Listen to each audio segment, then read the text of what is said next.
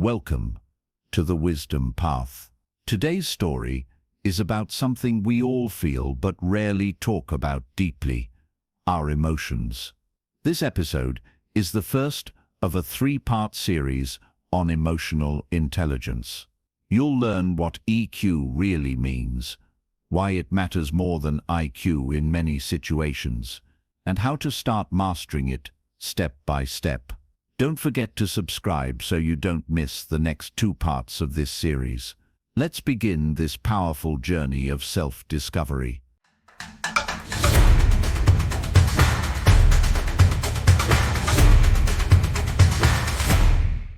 Part 1. The foundation of emotional intelligence. To step 1. What is emotional intelligence? Imagine this. You're driving to work. Someone cuts you off in traffic. Your heart races. You clench the steering wheel. You want to shout, maybe even honk loudly, but instead, you take a deep breath. You stay calm. You let it go. That moment, that pause, is emotional intelligence in action. Emotional intelligence, or EQ, is the ability to understand your own emotions and the emotions of others. It's also the power to choose how you respond, instead of reacting without thinking. A great quote from Tony Robbins says, "It's not what happens to you, but how you respond to it that matters." Step 2. Start with self-awareness. All growth begins with awareness. Self-awareness means being honest with yourself about how you feel and why you feel that way. Here's a simple story. There was a man named Eli. Every time someone gave him feedback at work, he became defensive. He didn't notice it at first. But one day, a friend asked him, "Why do you always get angry when someone gives you advice?" That question hit him. He paused, and then he realized his anger came from fear of not being good enough. Eli began to notice the tightness in his chest, the tension in his jaw, every time he felt criticized.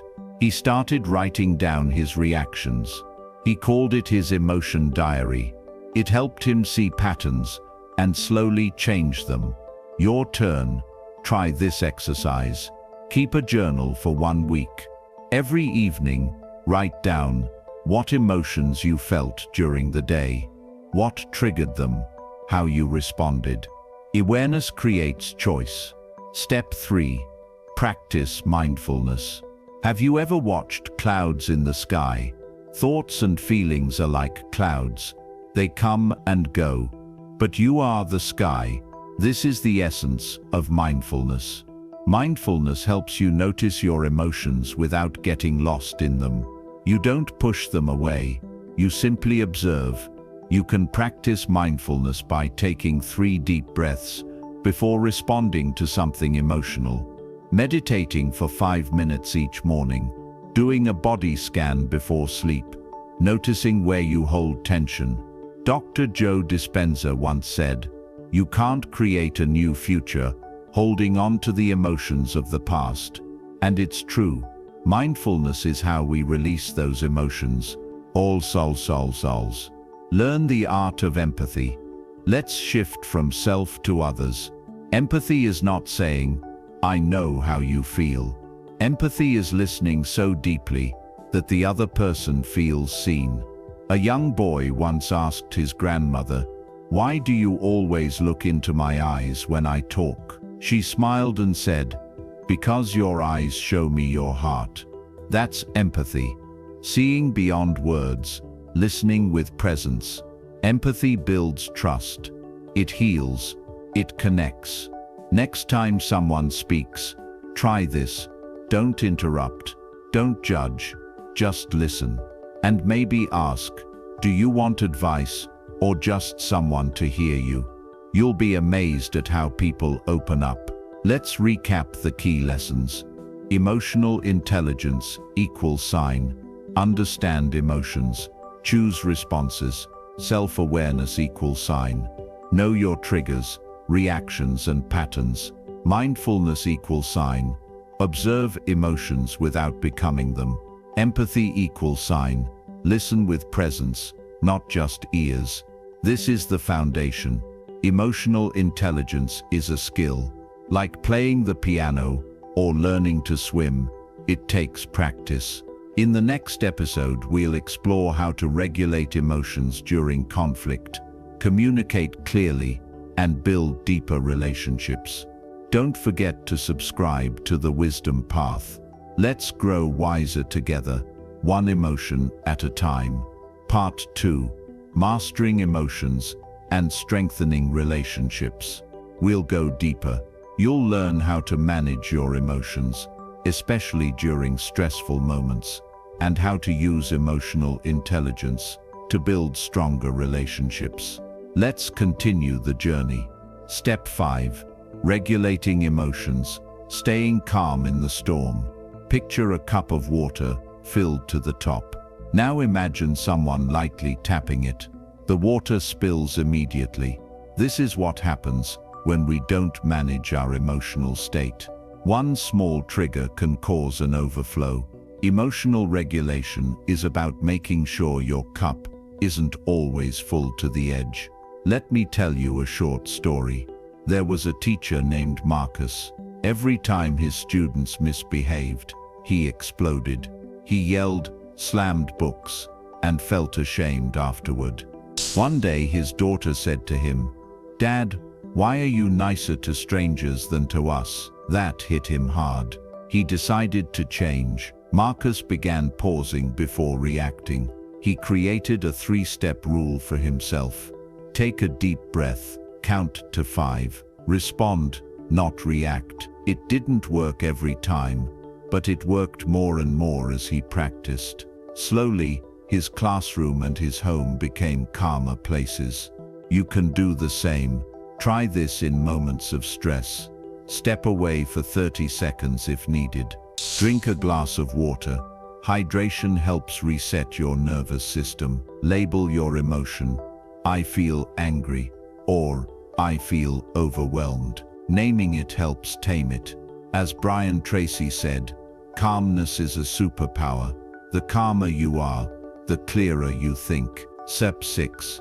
Communicate with emotional intelligence. Communication isn't just about words. It's about energy, tone, and presence. Think about someone you admire.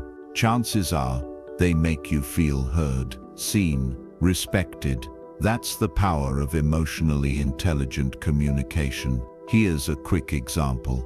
A woman named Carla was promoted to manager. She had great ideas, but every time she gave feedback, her team shut down. Why? Because she focused on what was wrong, rather than encouraging what was right. She decided to change her approach. Now she uses the sandwich method. Start with a positive. Address the issue clearly, but kindly. End with encouragement. For example, "John, I appreciate your creativity in that report. One section had data that didn't match our sources. Can we take another look at it? I know your attention to detail will shine here." This small shift helped her team feel supported, not attacked. Tips for better communication. Speak from a place of curiosity, not judgment. Ask more than you tell. Use I statements, not you always. Example, I feel concerned when deadlines slip, not you never finish on time. Step 7. Build stronger relationships through trust. Relationships thrive on one invisible force, trust. And trust is built through consistency, honesty, and presence. Imagine a gardener. Each day she waters her plants, pulls the weeds, and watches the roots grow. That's how emotional intelligence works in relationships.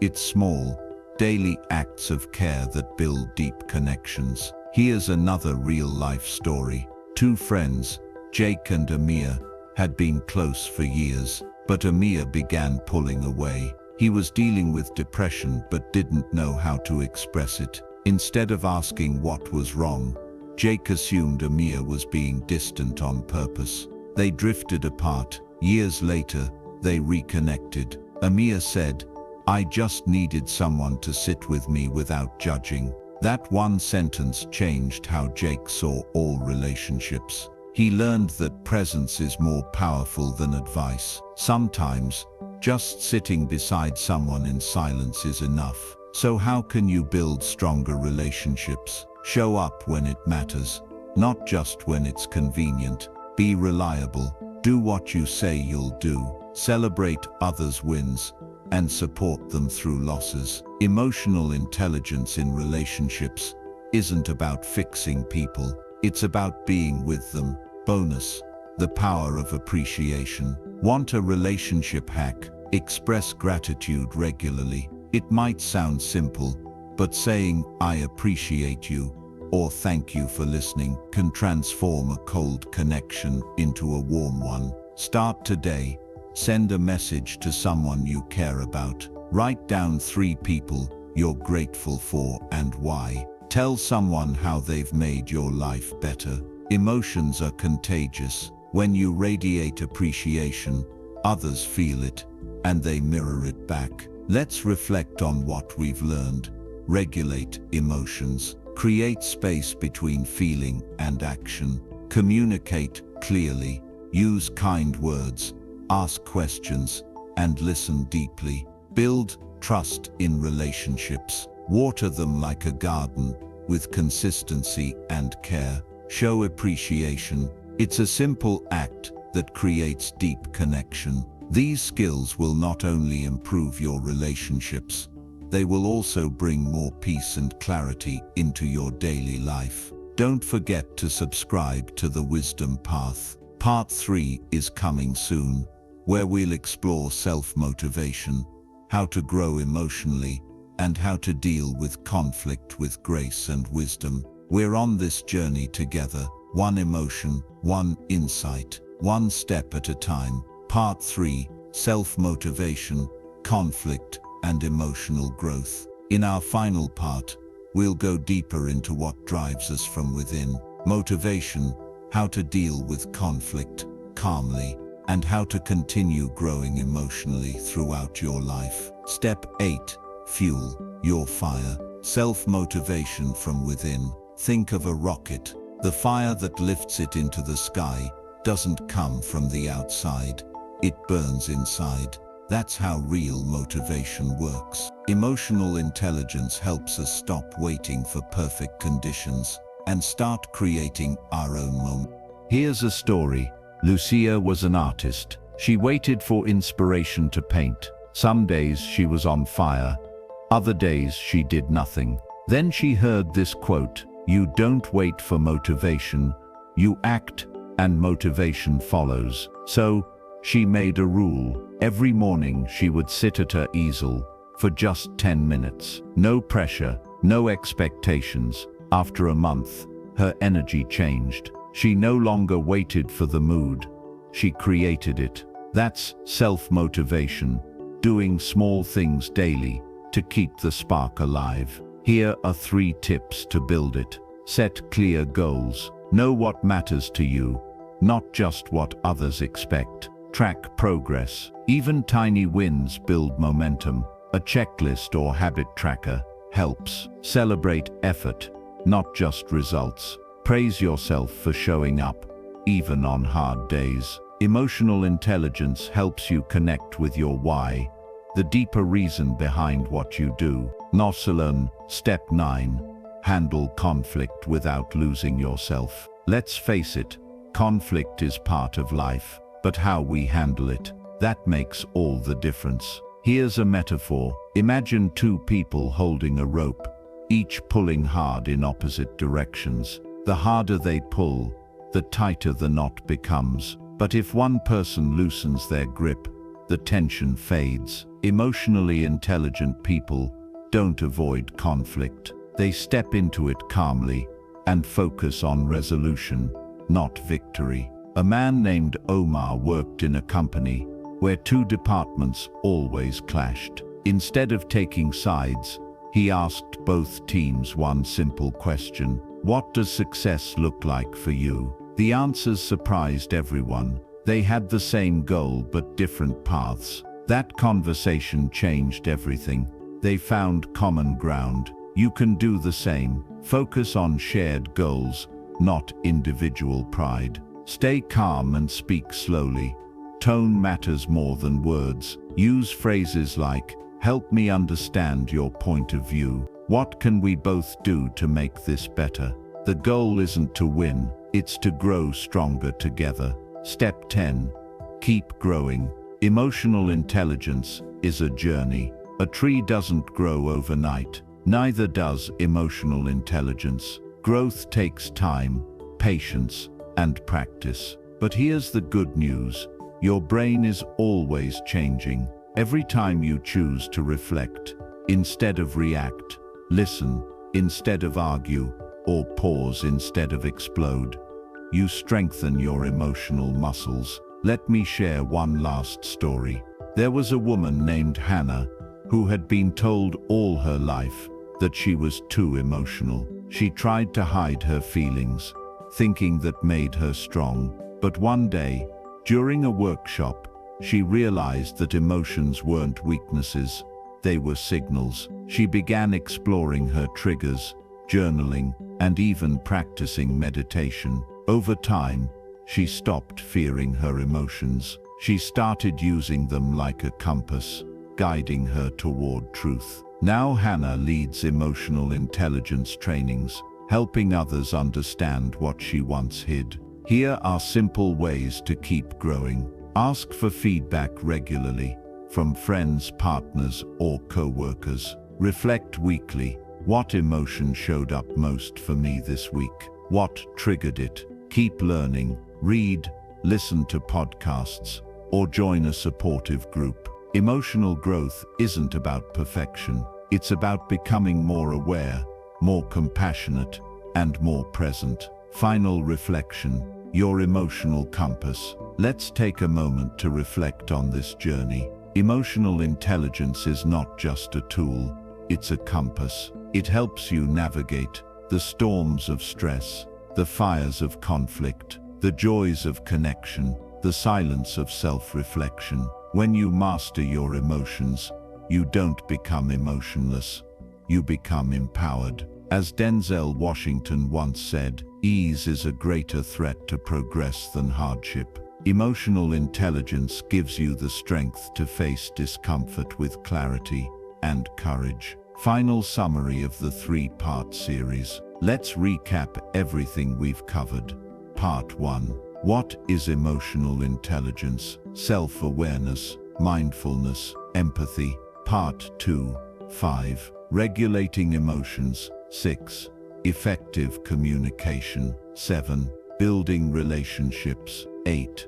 Showing appreciation. Part 3. 9. Self-motivation. 10. Handling conflict. 11. Emotional growth. Together these steps form the habits of emotional intelligence. Habits that will not only make your life richer and calmer, but also more connected, joyful, and fulfilling. If this journey has helped you, please subscribe to The Wisdom Path. Share this video with someone who wants to grow emotionally and live with more wisdom. Remember, every emotion is a message. Learn to listen, and you'll never be lost. Stay wise, stay grounded, and thank you for walking this path with us.